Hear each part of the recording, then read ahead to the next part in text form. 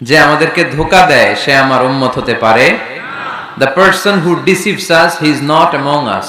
যে লোক আমাদের ধোঁকা দেয় সে আমাদের অন্তর্ভুক্ত। মুসলমানরা কি ধোঁকা দিতে পারে? খাদ্যে ভেজাল দিতে পারে? ওজনে কম দিতে পারে? মাছে ফরমালিন দিতে পারে? টেন্ডারবাজি করতে পারে? চাঁদাবাজি করতে পারে? ক্যাসিনোর ব্যবসা করতে পারে? পারে পারে। সেজন্য আমরা যেন ধোঁকাবাজি না করি। ধোঁকাবাজে ভরে গেছে বাংলাদেশ। এই ধোঁকাবাজি থেকে আমাদেরকে বেঁচে থাকতে হবে যদি প্রিয় নবীর উম্মত হতে চাই, ঠিক কিনা? আসসালামু আলাইকুম ইসলাম দরদি ভাই ও বোনেরা, যারা দেশ এবং দেশের বাইরে থেকে আমার এই গোস্ট এশিয়ার ইসলামিক চ্যানেল দেখছেন তাদেরকে জানাই আমার আন্তরিক প্রীতি ও শুভেচ্ছা।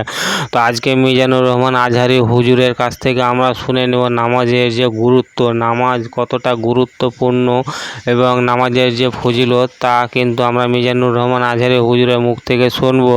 এবং নামাজ সত্যি, নামাজ যদি পড়া যায় তাহলে কি হয়, আর নামাজ না পড়লে কি হয়, এবং নামাজ আল্লাহর সঙ্গে কথা বলা সব থেকে মাধ্যম হচ্ছে নামাজ। সেই নামাজ যারা ছেড়ে দেয় তাদের কি অবস্থা হয়, এবং যারা নামাজ ইচ্ছাকৃতভাবে ছেড়ে দেয় তাদের যে শাস্তি রয়েছে সেই শাস্তির কথা আমরা শুনবো। তো চলুন আর বেশি দেরি করব না, হুজুরের মুখ থেকে আমরা এবার সরাসরি শুনে নিই। মুসা আলাইহিস সালাম বললেন, কি অবস্থা, কয় রাকাত, কয় ওয়াক্ত? আল্লাহর হাবিব বললেন এবার দিছে 5 ওয়াক্ত। মুসা আলাইহিস সালাম বললেন এটাও পড়বে না, ঠিক কিনা? এটাও পড়বে না, কমায় নিয়ে আসেন।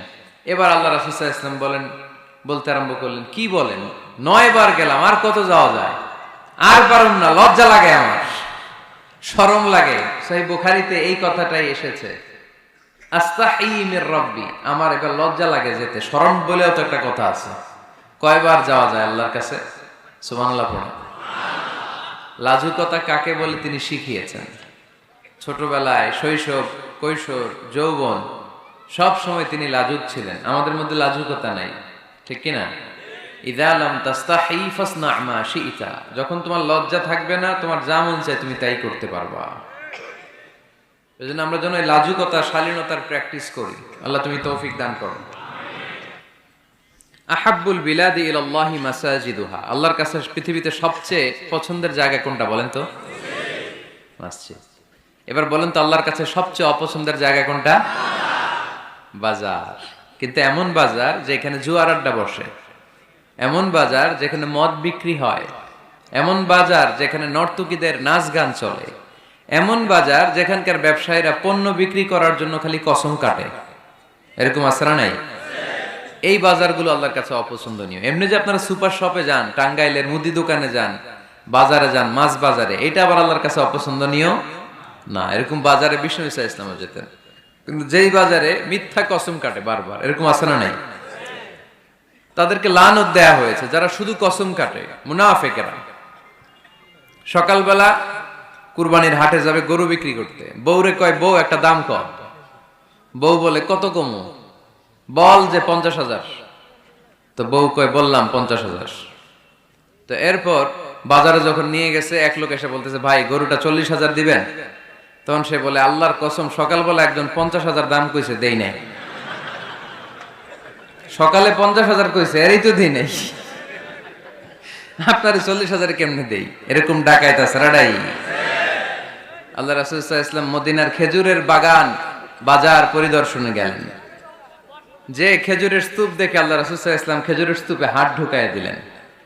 ঢুকায় দেওয়ার পরে তিনি দেখলেন পানি, ভিতরে কি? আর উপরে শুকনা খেজুর। আল্লাহর হাবিব বললেন, ভিতরে পানি, উপরে শুকনা কেন? কয়, বৃষ্টি হয়েছে। আর বৃষ্টি হলে তো সব জায়গায় পানির সয়লাভ থাকবে। আল্লাহ রাসূল সাল্লাল্লাহু আলাইহি ওয়াসাল্লাম রেগে গেলেন আর বললেন, মান গাশশানা ফালাইসা মিন্না, যে আমাদেরকে ধোঁকা দেয় সে আমার উম্মত হতে পারে। The person who deceives us, he is not among us. যে লোক আমাদের ধোঁকা দেয় সে আমাদের অন্তর্ভুক্ত। মুসলমানরা কি ধোঁকা দিতে পারে? খাদ্যে ভেজাল দিতে পারে? ওজনে কম দিতে পারে? মাছে ফরমালিন দিতে পারে? টেন্ডারবাজি করতে পারে? চাঁদাবাজি করতে পারে? ক্যাসিনোর ব্যবসা করতে পারে? পারে পারে। সেজন্য আমরা যেন ধোঁকাবাজি না করি। ধোঁকাবাজে ভরে গেছে বাংলাদেশ। এই ধোঁকাবাজি থেকে আমাদেরকে বেঁচে থাকতে হবে যদি প্রিয় নবীর উম্মত হতে চাই, ঠিক কিনা?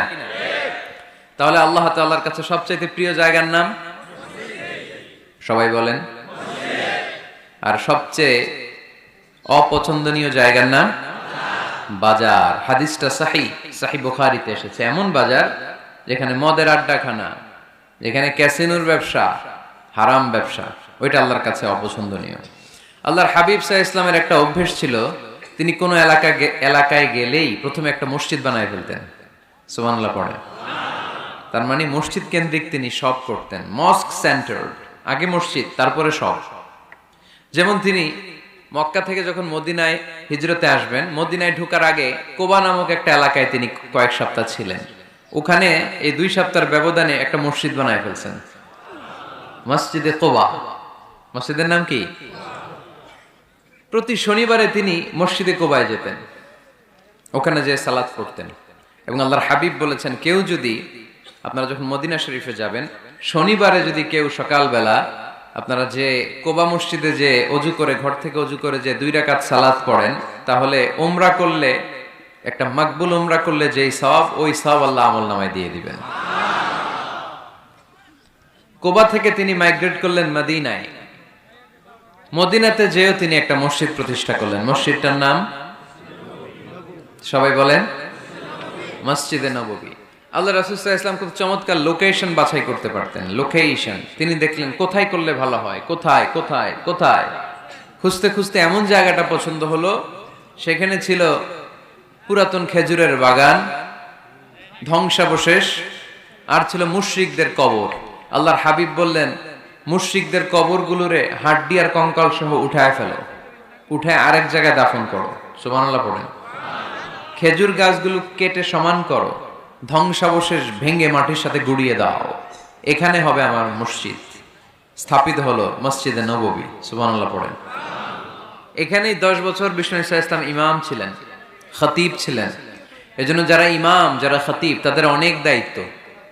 তারা বিষ্ণু ইসা ইসলামের রেখে যাওয়া দায়িত্ব পালন করত। তার হাবিবের যে দায়িত্ব ছিল, ইমাম সাহেবদের একই দায়িত্ব, কিন্তু তাদের বেতনটা বড্ড কম এদেশে, তাই না?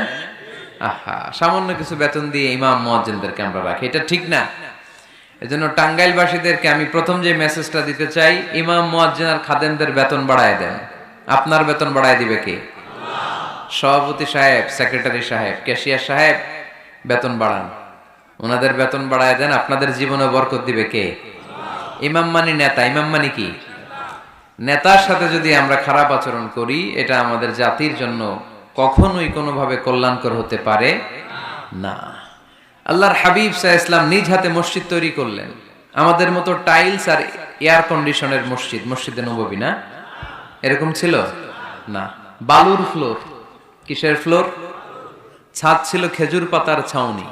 বৃষ্টি হলে ওই বালুর মধ্যে কাদামাটি হয়ে যেত, আর ওই কাদামাটিতেই দাঁড়িয়ে নামাজ পড়তেন মুহাম্মদ সাল্লাল্লাহু আলাইহি ওয়াসাল্লাম। সাহাবারা বলতেন, আল্লাহর হাবিব যখন নামাজ পড়ে আমাদের দিকে তাকাতেন, রাআইতু আসারা তিনি ফি জাবহাতিহি, আমরা রাসূলের নাকে এবং কপালে দেখতাম কাদার মাটি মিশে আছে। আল্লাহর হাবিব যখন মুসল্লিদের দিকে তাকাতেন, দেখতেন প্রতিটা মুসল্লি সাহাবীর নাকে আর কপালে কাদার মাটি মিশে আছে। তার মানে আমার নবীর বানানো মসজিদ ছিল কাঁচা, কিন্তু মুসল্লি ছিল পাকা। আমাদের মসজিদগুলো পাকা, কিন্তু মুসল্লিরা কাঁচা। পাকা মুসল্লি হইতে হবে, মসজিদকে আবাদ করতে হবে। কি করতে হবে? আওয়াজ করে বলেন, কি করতে হবে?